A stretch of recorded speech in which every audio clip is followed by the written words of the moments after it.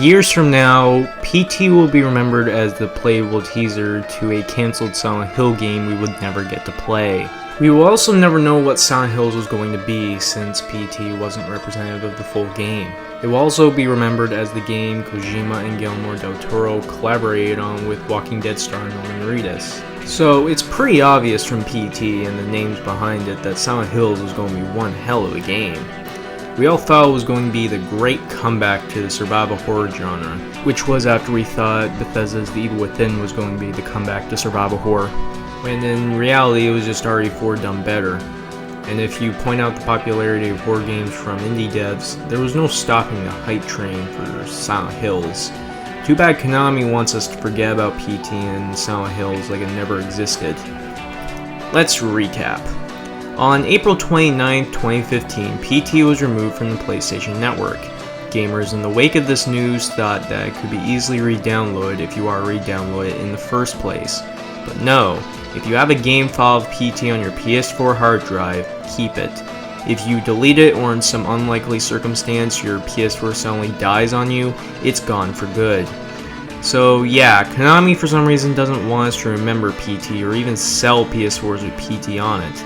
Maybe it's because they don't want people remembering the iffy shit that was going on between Kojima and Konami? Your guess is as good as mine, but let's ignore that and talk about PT. While PT to some people is only just a demo, even though it's not representative of what Silent Hills was going to be, to me Ground Zeroes was more of a demo because I wouldn't doubt for a second that it was removed from the Phantom Pain and was sold in stores as its own separate game, just so Konami could cash in on Kojima's loyal fan base. It's not only proof that Silent Hills existed, it's also a creepy little gem that's better than most AAA games. It's even better than most survival horror games we've been getting in recent years. While we've seen great examples of survival horror from the indie crowd, survival horror as a genre has become an afterthought in AAA development. I remember when I first downloaded PT. I remember hearing of it from somewhere on the internet and thinking, what the hell is PT? And since it was free, I immediately downloaded it. It was also during that time I recently discovered that you could easily plug in any earbuds into your DualShock 4 controller and get full game audio. I did everything possible for complete immersion. I turned off the lights, plugged in my earbuds, and played it knowing nothing of what I was about to play, and what I got was one of the most memorable horror experiences that will stay with me for years. And even after playing it, you aren't left with any clear answers, only interpretations, which is perfect. The unknown is what makes great horror. What story PT has is scattered in little bits, much like puzzle pieces. You aren't outright told whose house this is or who inhabited this house at one point, but you're given just enough to theorize for yourself. What you do find makes you wonder how the idea of Silent Hills was going to be implemented in the full game if Konami hadn't canned the project to begin with.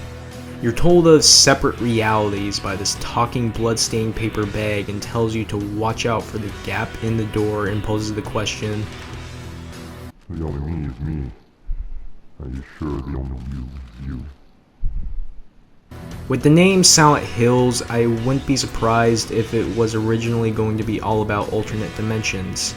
Silent Hills may have been the closest thing we have gotten to a Silent Hill game that tried doing something different, like Silent Hill 4. Some thought the idea of alternate dimensions has been done to death in other games, i.e. Bioshock Infinite, but considering how Kojima has cleverly broke the fourth wall in past Metal Gear games, and Del Toro's use of creepy imagery seen in some of his other films like A Pan's Labyrinth, I think this collaboration between Kojima and Del Toro would give us a game that gave gamers the horror fix they were looking for.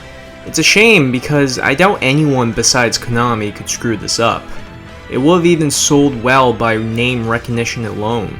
Since Kojima and Konami broke up, and Konami isn't willing to sell the license and would rather use it for pachinko machines, Silent Hill as a legit franchise is dead and buried. Some fans thought it was long dead after Silent Hill 2, but with recent games like Shattered Memories showed a glimmer of hope. But that hope was sadly misplaced because Konami would rather abandon Kojima and AAA gaming for good and go into gambling and mobile gaming, because that's where the money's at. Like most corporations, Konami wants to save as much money as possible and throw artistic integrity out the fucking window. Enough of how monopolistic Konami has been lately, let's get back to PT.